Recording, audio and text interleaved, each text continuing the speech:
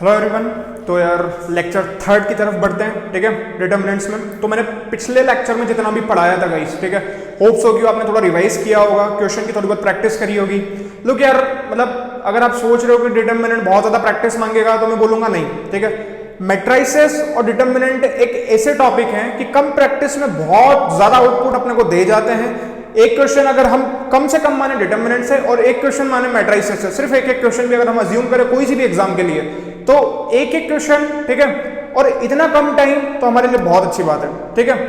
तो छोड़ना नहीं है इस टॉपिक को, अच्छे से करना है। और अब नेक्स्ट बात करते हैं प्रॉपर्टीज के ऊपर, ठीक है। तो पहली प्रॉपर्टी क्या है? इफ एनी रो और column is interchange then value of determinant is change. ये डिटर्मिनेंट लिखा हुआ है। अगर कोई सी भी रो या कॉलम को मैं अगर चेंज करूंगा तो ठीक है, डिटर्मिनेंट की वैल्यू पे इफेक्ट पड़ेगा। कैसे इफेक्ट पड़ेगा? एक्स वाई जेड यहां पे कोई भी नंबर है, ठीक है। अब अगर मैंने यहां पे, ठीक है, ये वाले क्वेश्चन में सिर्फ जो पहले जो रो है उसको चेंज कर दिया दूसरी वाली रो से, ठीक है।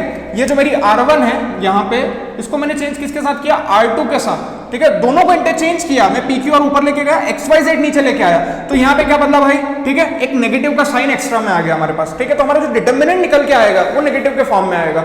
ये बात समझ में आई? बहुत ही क्लियर प्रॉपर्टी है, बहुत ज्यादा कोई रॉकेट साइंस है नहीं। फिर से देखते हैं, ठीक है, ध्यान से देखना। इफ एनी रो, ठीक है, एनी रो और column is interchange, okay, then value of the determinant is change. दूसरी प्रॉपर्टी क्या कहती है? पहली हमारी हो गई खत्म। दूसरी क्या बोलती है? इफ एनी टू रोज और column are identical then value is zero, ठीक है। मतलब बहुत ही सिंपल है, अगर कोई सी भी दो रो और दो कॉलम अगर आइडेंटिकल है, ठीक है, तो वैल्यू क्या होगी डिटर्मिनेंट की? जीरो होगी। इसका डिटर्मिनेंट निकालो तो भी जीरो आएगा, ठीक है। तो ये प्रॉपर्टी बहुत ज्यादा है। कोई भी दो रो कॉलम अगर एक जैसे दिख रहे हैं तो भाई वैल्यू डायरेक्टली जीरो हो जाएगी हमारी।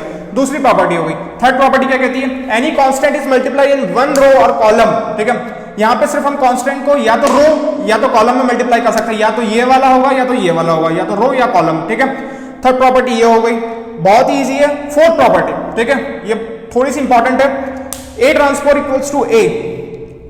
तो अगर हमारे पास कोई डिटर्मिनेंट है, सपोज करो यहां पे मेरे पास है 2x2 का डिटर्मिनेंट, ठीक है, और ये भी 2x2 का ही है। अगर मैंने इसका ट्रांसपोज निकाला, ट्रांसपोज कैसे निकालना है वो मैट्रिसेस में हम और अच्छे से सीखेंगे, पर यहां पे सिर्फ एक छोटे से फॉर्म में देख लो, 2 3 4 5 है। अब ट्रांसपोज निकालना है, भूल जाओ क्या होता है ट्रांसपोज, मुझे नहीं पता, ये अंग्रेजी वर्ड मेरे को समझ में नहीं आते भाई, ठीक है। मेरे को टी दिखा मतलब ट्रांसपोज, ठीक है, मेरे को ऐसा समझना है कि ट्रांसपोज करना है क्या है। डेफिनेशन तो देखना नहीं, बुकिश लैंग्वेज हम पढ़ नहीं रहे।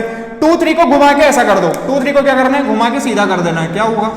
ये वाला 4 5 है, पहली रो खत्म हो गई। दूसरी रो में चलते हैं, 4 5 है, ठीक है, तो 4 5 को घुमा के ऐसा कर दो। ऐसे ही कुछ दिख रहा है, कोई दिक्कत नहीं। इसका डिटर्मिनेंट निकाल दो। डिटर्मिनेंट क्या आएगा? -2। देखो यहाँ पे भी यही आ रहा था, यहाँ पे भी यही आ रहा है, मतलब ट्रांसपोज करने के बाद भी उसका डिटर्मिनेंट सेम आ रहा है। तो एक बात क्या होती है सीधी यहाँ पे कि हाँ, हम बोल सकते हैं कि डिटर्मिनेंट अगर हमारा किसी का भी डिटर्मिनेंट ए है और अगर उसको मैंने ट्रांसपोज किया, ठीक है, तो सेम डिटर्मिनेंट में वहां से मेरे को मिलना है।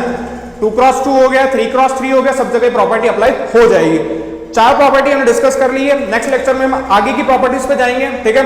प्रॉपर्टीज लास्ट टॉपिक है, उसके बाद हम क्वेश्चंस की तरफ मूव ऑन करेंगे, ठीक है। तो तब तक के लिए stay healthy, stay safe, thank you.